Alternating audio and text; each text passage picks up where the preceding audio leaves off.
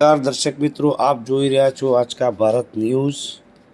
આમ આદમી પાર્ટી દ્વારા પાટણ પહેલગામ શ્રદ્ધાંજલિ કાર્યક્રમ યોજાયો। આજ રોજ પાટણ શહેરના બગવાડા દરવાજા ખાતે આમ આદમી પાર્ટી દ્વારા જમ્મુ કાશ્મીરના પહેલગામમાં થયેલ આતંકી હુમલામાં મૃત્યુ પામનાર 26 જેટલા મૃતકોના આત્માને શાંતિ મળે તે હેતુથી કેન્ડલ માર્ચ યોજી અને 2 મિનિટનું મૌન પાળી શ્રદ્ધાંજલિ પાઠવવામાં આવી હતી।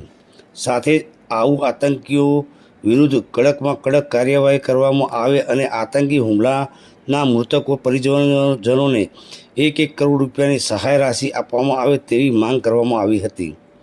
આ તકે આ પાટણ જિલ્લા પ્રમુખ બાબુજી ઠાકોર, પ્રદેશ કિસાન સહમંત્રી રાજુજી ઠાકોર, પાટણ વિધાનસભાના પ્રભારી સ્વયંભાઈ સાલવી, સહપ્રભારી જગદીશભાઈ પરમાર, જિલ્લા એસસી સેલ પ્રમુખ દિલીપભાઈ સોલંકી, પાટણ શહેર પ્રમુખ ધર્મેશભાઈ પટેલ, પાટણ તાલુકા પ્રમુખ નિકેશભાઈ ઠાકોર, ગણપતભાઈ શક્તિસેન, પૂનમભાઈ રાણા, હિતેશભાઈ પટેલ, નિર્મલભાઈ સોલંકી, મનુભાઈ ઠક્કર સહિતના હોદ્દેદારો અને કાર્યકર્તાઓ હાજર રહ્યા હતા। Reporter Iqbal Shah, Aajka Bharat news, Patan. આમ આદમી પાર્ટી જિલ્લા તરફથી આતંકવાદીઓ જે પહેલગામમાં નિર્દોષ લોકો પર હુમલો કર્યો, ખાસ કરીને પર્યટકો પર, એના અનુસંધાનમાં આજે એમને શ્રદ્ધાંજલિ આપવા માટે પ્રોગ્રામ આપવામાં આવ્યો છે।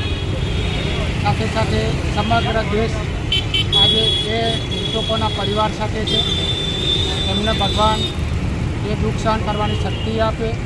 સાથે સાથે સરકારને પણ અમારી વિનંતી છે કે રાજ્ય સરકાર અને કેન્દ્ર સરકાર જે પરિવારને મતલબ સ્તંભ કહેવાય એ ઉજળી ગયો છે, મૃત્યુ પામ્યો છે, એવા પરિવારોને 1 કરોડની સહાય આપવામાં આવે, જેથી કરીને એમના બાળકોનું ભવિષ્ય સેફ બની શકે અને શાંતિથી એમનું ગુજરાન ચલાવી શકે।